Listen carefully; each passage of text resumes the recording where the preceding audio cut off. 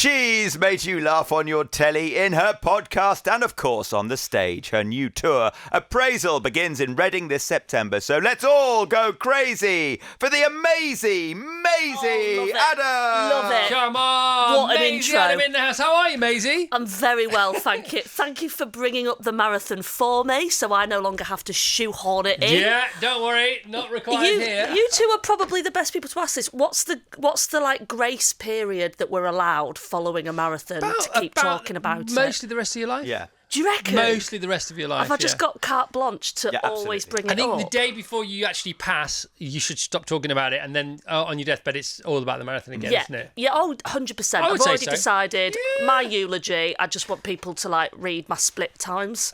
Has your marathon split times? Has your marathon made it into the Appraisal Tour? Do you know what? I'm in. So obviously, I start the tour in September, Yes. and I'm in that phase at the moment of work in progress shows, like working out the structure. And as of yet, there isn't a bit about the marathon, but I don't think I can do a tour without talking about it for that long. I think I'm going to have to write a routine about it. Also, can I just say, let the record state, I have not timed my tour around your parents' birthday and day of death. My dad's passing. Yes, I'm so sorry. No, But I can promise that I did not go. I'd really like to start on Chris Evans' mother's birthday and finish the day his father passed away. The dates, I know. I didn't know what to mention, but I thought, I don't mind mentioning it. It's so spooky. I quite like it. So, because there was in my world, there was a great beginning and there was an amazing end. Wow. So. And was your mum born in Reading, and did your dad die in Swindon? Not that I know of. Oh, okay. And I hope you don't die in Swindon either. Or Sweden. Oh God, yeah. No, yeah, or Sweden. Sweden or Swindon, I'd like to not die in either. So I was listening to Mae Martin the other day. This amazing comedian. Yeah. Now, she cut her teeth in London on the comedy circuit, and she loves improvisation. She can do stand-up comedy really well because she has Netflix specials and things like that.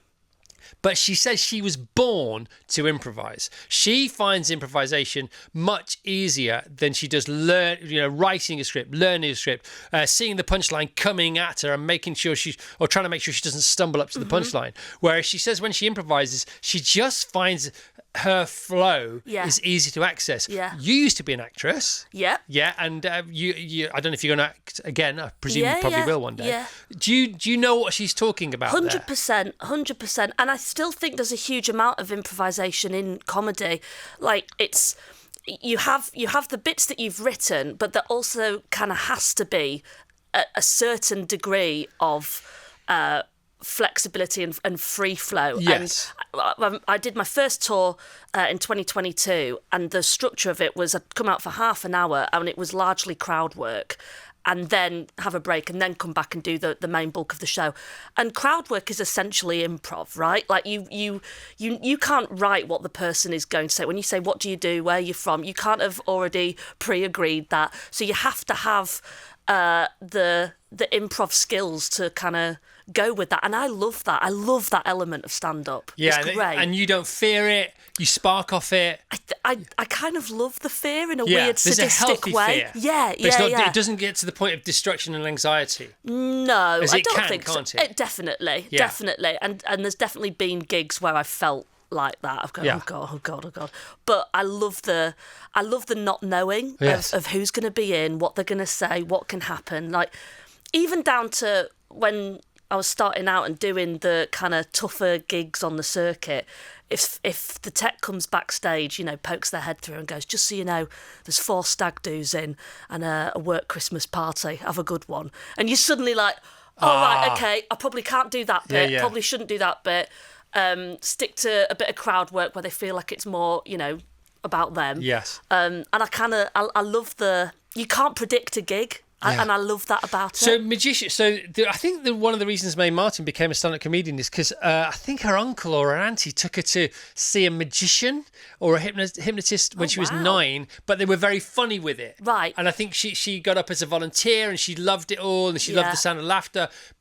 And they do say about the best magicians is that there's a trick they're going to do a trick now, but there's 20, 30 different ways to get to the punchline of the trick. Oh, okay. Depending on what the person says, the volunteer says on stage, or who's in that night. Do you also identify with that as well? Yeah, definitely. And again, if you've done the crowd work at the start of a show and you've managed to kind of get a rapport with a certain audience member, and just through gathering certain information like what they do or what they've done this week or who they're here with, there will somehow be a way that you can draw that into something later in the show. And it feels like such a payoff, because suddenly that audience in that room that night, they feel so part of something. And they think, oh my God, you somehow tied that thing back to that specific person earlier. And that's the challenge I love about it, right?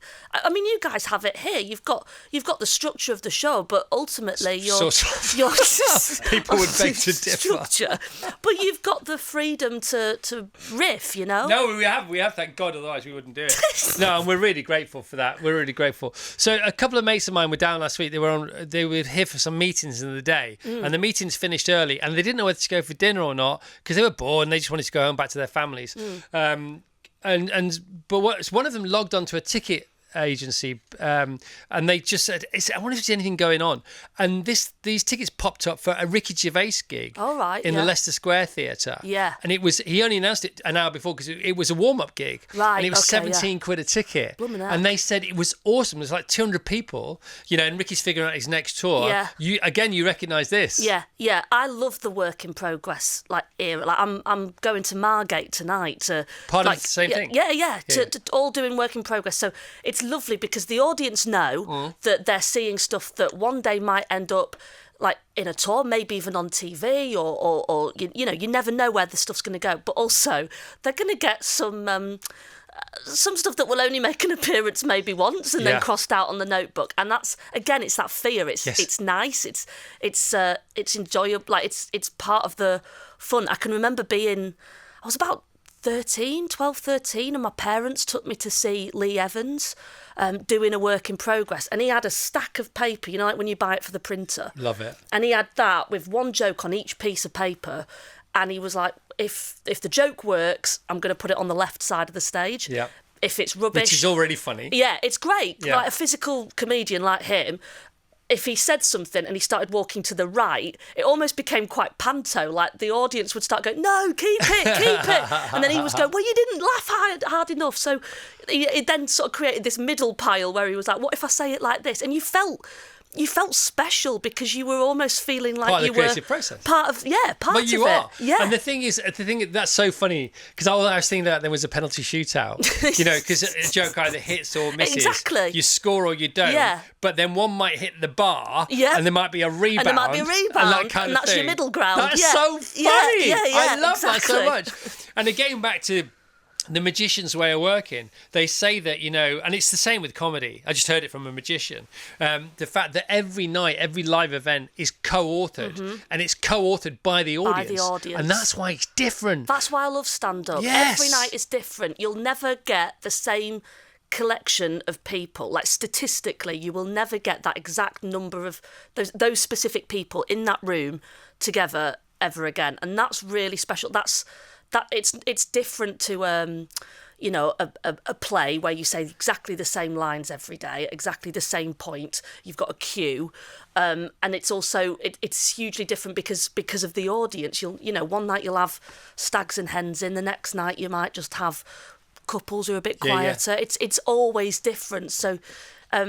It keeps you on your toes. Yeah, I mean, sure. We've had actors in, you're an actor yourself, we've had actors in who would beg to differ a little bit because, again, depending who's in the audience, it depends what kind of energy is in the theatre. So I think there's an energy, there's an essence to it. And also, is it a matinee? What's the weather like outside? Of course, yeah. Is there a tube strike? The people, is it COVID? Is it just out of COVID? Yeah. So all that's going on as well. Exactly. Yeah. But you talk about the death of a joke, because obviously comedians talk about dying on stage. But there's dying on stage, but then there's the death of a joke, and that's different. So that's in your warm-up gigs. Yeah. It's all right if you witness the death of one of your jokes, as long as you're not on tour and you're dying. Yeah. Which is yeah, exactly. If your jokes are dying on tour, dying. You've maybe not listened in your work in progress shows as well, or you've, in Lee Evans's terms, you've walked left when you should have walked right with one of your jokes. Have you ever met him? Do you know, I have. Did you tell him about this? It was after he was in a play at the Noel Coward Theatre, and I met him like as he was leaving, and I had a quick photo with him. And I hadn't started comedy by that point. Right. I was at uni. But that's the only time I've never met him on the circuit because he's stopped now, hasn't he? Yeah, he stopped. I saw him in The Producers 8 times because I just had to keep going to see him. And he's incredible, so watchable. Yeah. Yeah. Yeah, the whole thing of... May again talks about, as a comedian, you have to get out there and die. You have to bomb. You have to do it. It's your rite of passage. Yeah. You never hear a story of a comedian said, no, I was always funny. No. Whether it's Seinfeld, whether it's you, whether it's Lee Evans. And again, like the thing that's so great about this period that I'm in at the moment with the work in progress shows is you will write something in the day, right? And you'll think, God, that's brilliant. That's really good. That works on, you go really poncy with it. You're, that works on like 2 different levels, and it's really clever. And then you read it out that night, and it'll go anywhere from a death to like fine. And then on the same night, you'll just say something offhand, improvised, and it'll bring the house down. You're like, oh, blooming out, right, that one, okay. And great. Everybody talks about this. Yeah. Jimmy Carr talks about this. Chris Rock talks about this. It's still how everybody does their tour. Kevin Hart talks about this. It's how you build your tour. Yeah. And I think that's why comedians... have very short shrift with other people in the industry, in inverted commas, because you can't style it out as a comedian. Well, you can style it out as a comedian, but you can't get away with it because you have this instant referendum every night on you. Yeah. Yeah, 100%. And you don't get that anywhere else, do you? No, and in fact, that's kind of why I called the show Appraisal. Yes. Is I've been doing this very fortunate to get to do this dream job of mine. I've been able to do it as my profession for 5 years, and in most normal jobs, 5 years in, you have a 5-year appraisal, right? And I realised, I was like, well, we don't have an appraisal as such, but then I realised, well, in many cases we do. Every night is an appraisal. You're there's a bunch of people sat across from you, letting you know how you're doing at your job. That's an appraisal every night. I was watching Baby Reindeer last night and a couple of other nights, and it's about lots of things. But one of the things is this bombing window of the beginning of a comedian's career. Brutal. And it's brutal. That's brutal. The word. Yeah. It's hellish and it's brutal. But necessary. Oh! Yeah. Yeah. Ouch. Just ouch. Yeah. Just when it has... So you have bombed. Oh, of course. Right. And again, I would echo, and if you haven't... Yeah. You're lying. You're lying, or you're no good, or you haven't noticed that you were. Good luck with that. Yeah. So when you have bombed and you go out to bomb, what you're looking for is a sparkler each night, and then you add up your sparklers, you got a box of fireworks, something like that. Yeah. Because it's the process. Does it mean it's not as depressing or torturous as we might think it is? Or can you never bomb-proof yourself to it? I think if you go into something like a work in progress and something bombs, you can laugh at it because the stakes were low. The stakes, you haven't promised 10 out of 10 material all night. Got it. So you can, and also you start the show being like, you might see some stuff that's going to end up on the telly. You might see some stuff that we'll never talk about again. So the audience can almost find it. Especially when you acknowledge that it was rubbish, it's a nice little joke. The worst thing is when you just for some reason, it occasionally happens once in a blue moon, like what you were saying about actors in a play. You never know what's happened earlier in that day. Sometimes, very rarely, but sometimes on a pro gig, you will just not click, and you can drive all the way home thinking, well, was it down to this? Was it down to that? And sometimes it will be down to something you did. Sometimes it might be down to something that happened just before you came on that you didn't realise and you've not referenced. There's a plethora of reasons, but it's definitely it's more brutal on those ones where you don't have the grace from the audience or permission to fail. If you take your favourite actor. So say let's go Tom Hanks, right? Yeah. So you go Tom Hanks. He's quite good at making films. He's won a few Academy Awards. Yeah, I think he knows what he's doing. Seems to. But he's made some absolute stinkers. Yeah. And the thing about making movies is it takes you 5 years to find out what you've done. isn't any good. I mean, that's the upside of comedy, isn't it? That is it. You can just go home and go, right, won't do that bit again. Or, probably should have rephrased that bit. Won't do this job again. Yeah, you don't have to go on a press tour promoting it, going, it was really fun with all the cast and crew, even though you know it's rubbish. Can you imagine? Yeah, that must be brutal, because it's just dragged out, isn't it? Yeah, and it's out there forever. I know. If I do a joke that was rubbish, only the people in that room that night know about it. Whereas if you make a rubbish movie or a rubbish album, I know. It's out there forever. And it threatens the rest of your career. You might never get a job again. Yeah. So the AI thing, we're talking about the AI thing, coming forward, artificial intelligence, AP before that, we had artificial power. Then we had, my friend David, who's really clever, has just texted me. He used to actually run this radio station. He said AI is the fourth industrial revolution for IR. Very exciting when used right, like everything else, really. Apropos something we were talking about before. Mm-hmm. They do say that AI will replace lots of different jobs, but they also say the service industry is one that it can never replace, which is why, if you're in service someone, say you're a physiotherapist or you're in the food and beverage industry, your star is about to shine ever brighter. And for that, see entertainment. This is why tours now have gone absolutely stratospheric, because you can't really sell that many albums, but you can sell out tours. And so, needs must. So tours have become so much better because that's where the spondoolies are. Don't get me wrong, the creative process in between. The same thing with live comedy. Again, you are absolutely, you're future-proof, aren't you? Comedians are future-proof. Touch wood. I hope so. Well, amongst everything else. I think, when you compare it to other jobs, stand-up has this like very specific connection with the audience because of the spontaneity of it, because of the whole thing of different audiences with different contexts, every night being different. It's not something that you can turn up to with just a... It can't be... If you stick to a format or a structure, you won't have a good gig. And that's what AI is, isn't it? It's format and it's a structure. It's from what I understand about it, it's taking elements of something pre-existing and sort of trying it's been to... there for ages, hasn't it? Yeah, and it's recreating it. But I don't see... When you think of your favourite comedians and your favourite stand-up shows and nights and gigs and clubs, the things that make them your favourite are things that are so difficult to replicate because they come from the human experience. Got it. I think. Val says, I'm a much better improviser than a planner. I love Maisie. The joy of not knowing but jumping in regardless is catnip to me. I do this all the time. Val is a professional carer. Love it. Simon says, we saw Maisie at the Montreux Comedy Festival. It's a very funny gig, with one of the funniest parts being a French dad doing a real-time translation of the gig to his two sons in the front row. Oh, God, yeah. Oh, yeah, that was funny. Yeah. And you were aware of it. Yeah, I was emceeing it, and there was quite a few comics who were like doing their bluer material, should we say, and this bloke had brought his son to kind of it was a great idea for him to do. This French bloke had brought his son to be like, this will help our English, is you actually hear how they speak as opposed to the textbooks. And it was so funny because some of them were doing really blue material that I could not repeat at this time in the morning, and just watching this dad sort of whisper and explain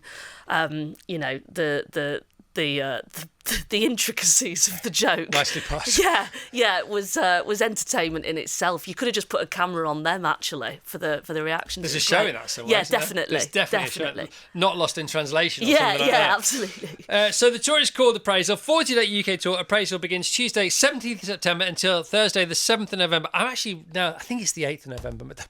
Oh, Chris, come on! I just wanted to be the 7th. I don't know why. Doesn't matter.